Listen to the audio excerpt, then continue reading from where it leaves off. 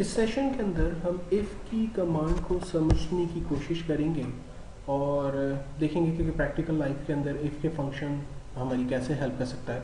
और इसके लिए मैंने एक छोटी सी एग्जांपल यहाँ पर क्रिएट की है। स्टोरी ये है कि हमारी कंपनी ने डिफरेंट क्वांटिटी के अगेंस्ट में कुछ डिफरेंट यूनिट प्राइस का एक स्लेब जो है वो यहाँ पर रेडी किया है। और अगर कस्टमर जो है वो कोई भी फॉर एग्जांपल क्वांटिटी परचेज करता है और वो इस स्लेब के अंदर अगर आ रही है तो उसे हम ये प्राइस जो है वो कोड करेंगे।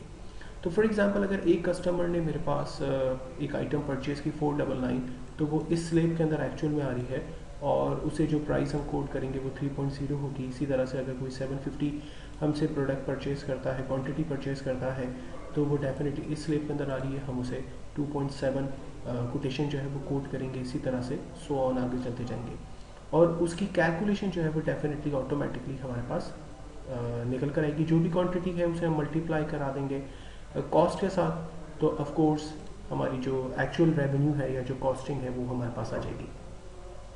तो इस फार्मूला को परफॉर्म करने के लिए मैं इफ़ की मदद ले रहा हूँ और चूंकि यहाँ पर मेरे पास दो डिफरेंट स्लेब्स हैं, तो मैं इफ़ के साथ एंड के फंक्शन को यूज़ करते हुए यहाँ पर रिजल्ट जनरेट करने की कोशिश करूँगा। ये मैं एक एग्जांपल आपके साथ शेयर करता हूँ।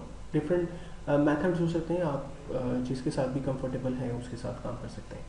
सो हमने फंक्शन अप्लाई किया equals to if bracket open.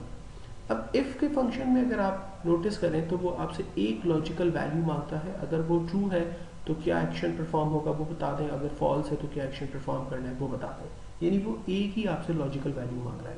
लेकिन इस वक्त सिचुएशन हमारे पास दो डिफरेंट वैल्यूज है कि अगर क्वांटिटी 1 से लेकर 500 के बिटवीन है तो उसे 3% जो है प्राइस कोड करे, अदरवाइज फिर वो देखे कि अगर क्वांटिटी जो है वो 501 से 1200 है तो 2.7 जो है वो कोटेशन कोड करे एंड सो ऑन, इस तरह से जाए। तो हम इफ़ के अंदर एंड के फंक्शन को इस्तेमाल करते हैं और एंड के फंक्शन में क्या होता है कि लॉजिकल वैल्यू आपको बतानी होती है और जितनी भी लॉजिकल वैल्यूज बताएंगे उन सबका ट्रू होना ठीक है। अगर वो ट्रू होगी तो आपका एक्शन जो है वो परफॉर्म होगा और फिर हम इफ़ के साथ एक्शन में काम करेंगे।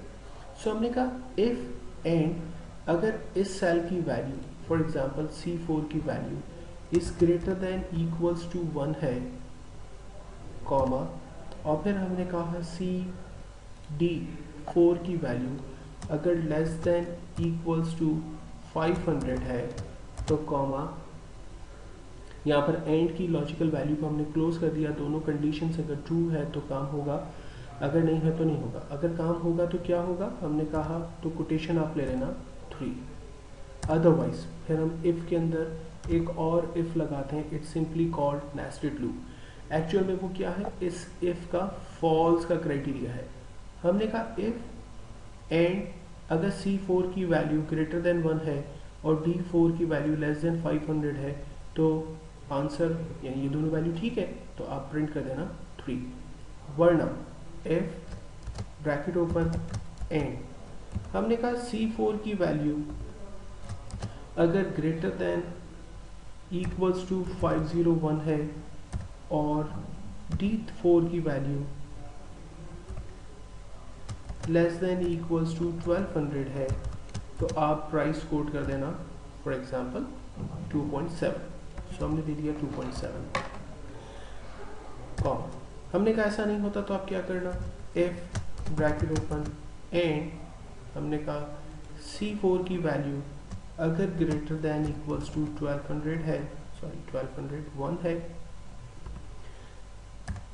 और हमने कहा D4 की value less than equals to 2000 है तो प्राइस कोड कर देना लाइक 2.3 एल्स इफ, और अब चूंकि लास्ट कंडीशन एक ही है कि 2001 से ज़्यादा अगर क्वांटिटी है तो टू वैल्यू जो है वो प्राइस कोड करे, $2 प्राइस कोड करे।